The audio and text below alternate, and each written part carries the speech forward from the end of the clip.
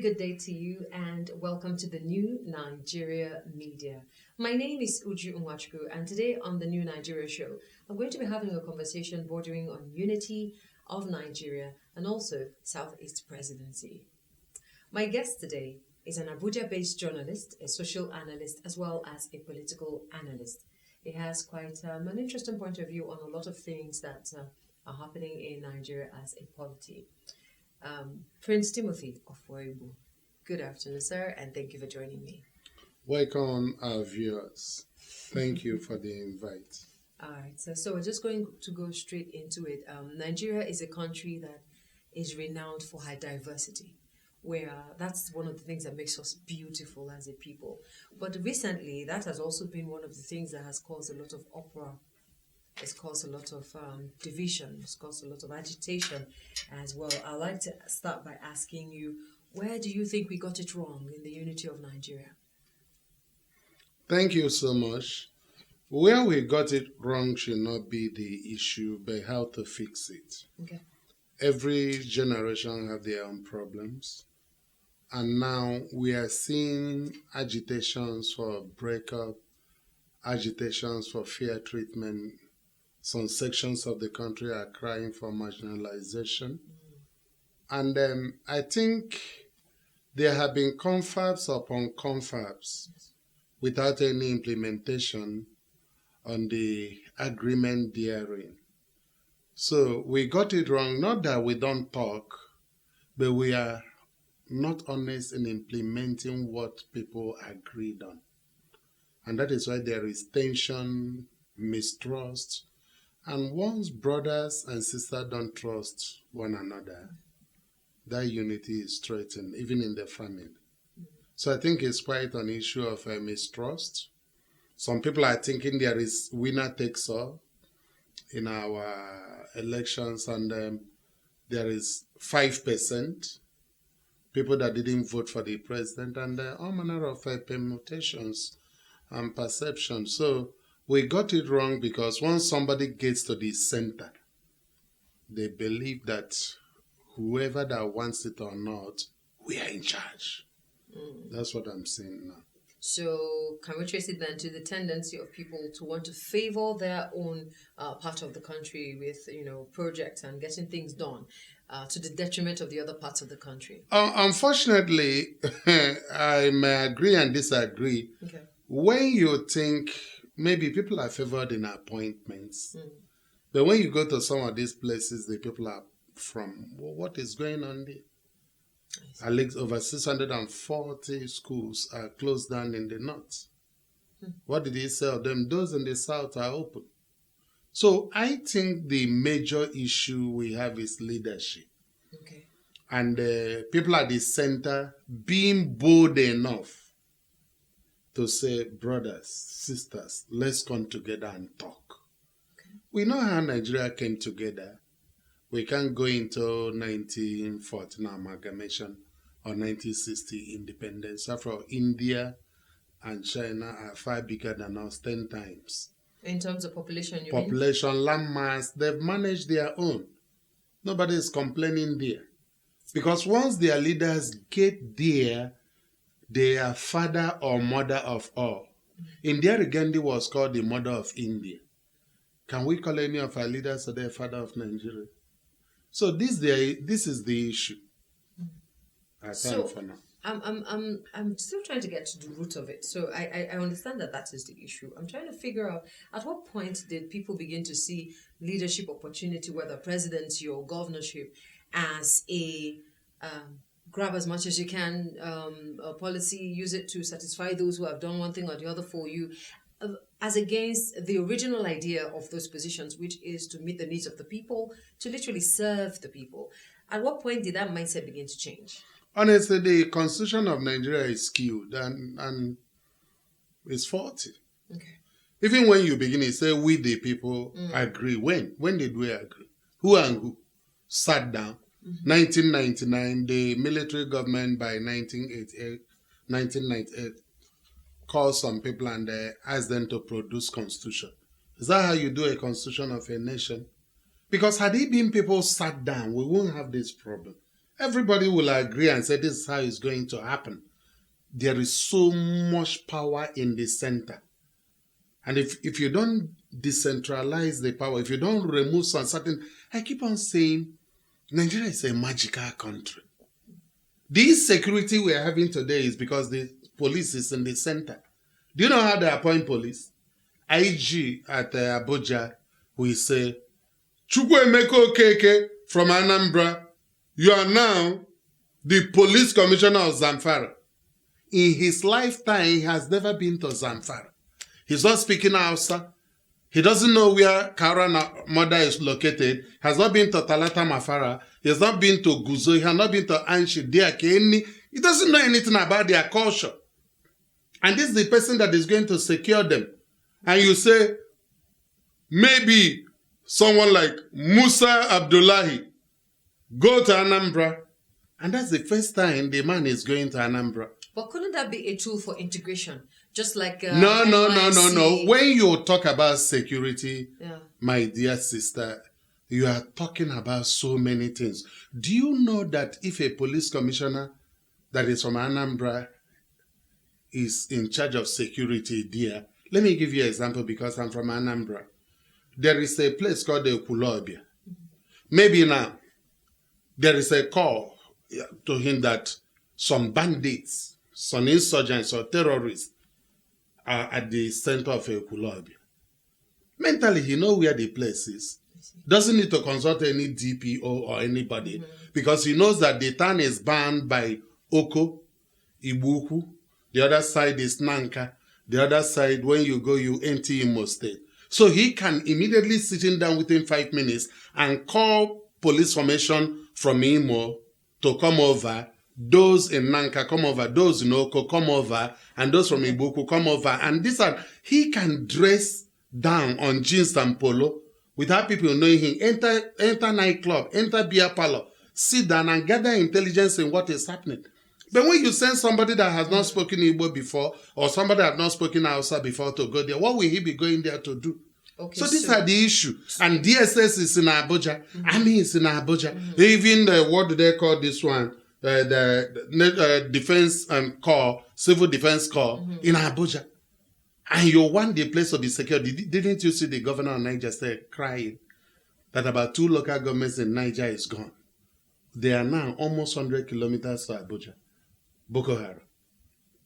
Because nobody is doing anything. By the time before, you know, red tapeism and everything in government, by the time they will call Abuja, Abuja will call Niger, Niger will call this person, DSS will call. We are. That's why we are in a mess here. So when people are talking about restructure, this is one of the things they are talking about. Okay. To remove so much power. So much power. It's only in Nigeria that a president will appoint an umpire, an INEC chairman, in a competition that he will participate. Imagine Man U and Chelsea playing World Cup final or English Premier League, and the manager of Chelsea is the one that will appoint the referee. How will that match be? So people have not sat down to know we got it wrong in everywhere through that constitution. Okay. Still talking about unity of Nigeria, I mentioned earlier that we have some tools that we have, over the years put out there that is supposed to integrate us as Nigerians. Football. A typical example is National Youth, NYSC, National Youth Service Corps. That's a typical example. We have the National Orientation Agency. We have some monuments. We have a lot of things that have been put together intentionally that is supposed to help drive the force of unity in Nigeria. You don't force people to be united. You treat them as your own blood. And let me give it to the North. Despite perception of so many people, I grew up in Maiduguri. Okay. In fact, our family house is still at Mairi Village and Bolori. By then, we go to Sheuri South, near the Shehu's Palace. I and my friend Baba Gana Buloma, Mohammed Ngoshe, Aisha Buloma. We said we never knew somebody would kill another person because you are not from the same tribe or religion. Yeah. I grew up that way. Through my work, I've been to every state of this country, including Abuja. That's when I was mentioning Zamfara. I wasn't talking about Guzo. I'm talking about I've been to Kaura Namada, I've been to Talata Mafara, I've been to Ajidanka. When you talk about Kanu, I've visited Kanu more than 100 times. I know Kanu like the back of my hands. And some people who are not from the north and who are not from, that part of the world, they are accommodated. Some of them even intermarries.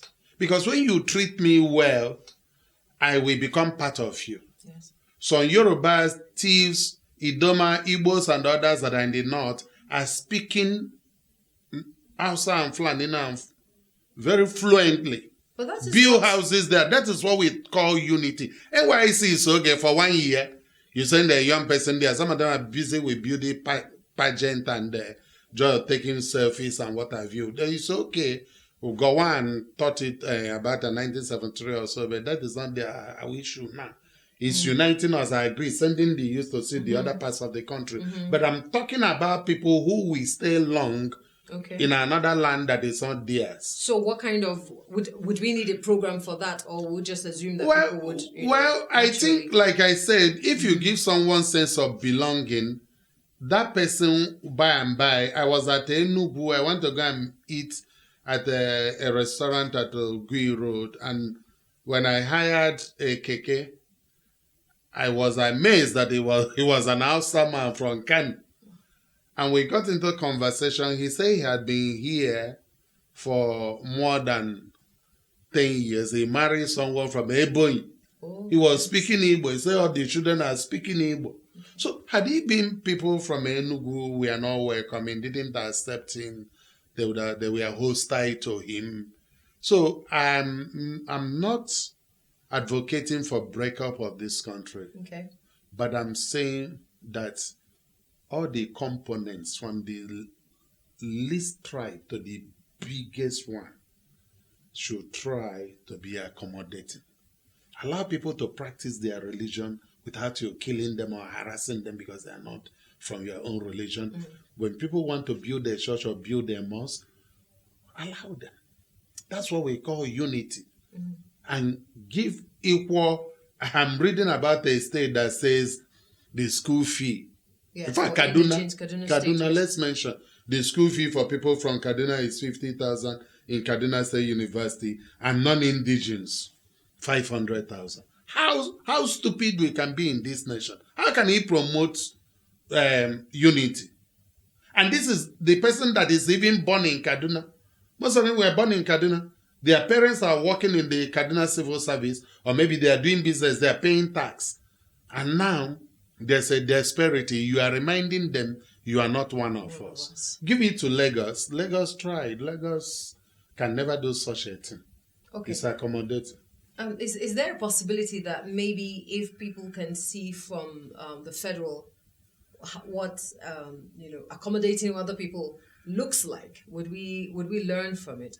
So we know that with this administration there has been a cry out of some appointments. So you look at certain parastatals, it's just certain people from one particular part of the country, tending towards one religion as well, that have been appointed. Check out the cabinet, check out some ministries, departments, and agencies. So there's a cry for, okay, so what happens to the rest of us? What do we do to be a part of it? I say that this government have changed. It's a game changer. If another group comes and begin to do it, what will you say to them? That's why it's dangerous.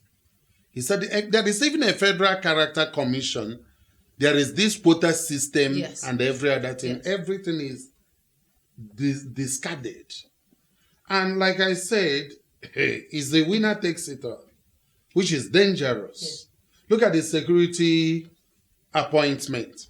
I remember the Ohaneze going to meet Mr. President and his team and said, you say that Igbo is one of the major tribes in this country.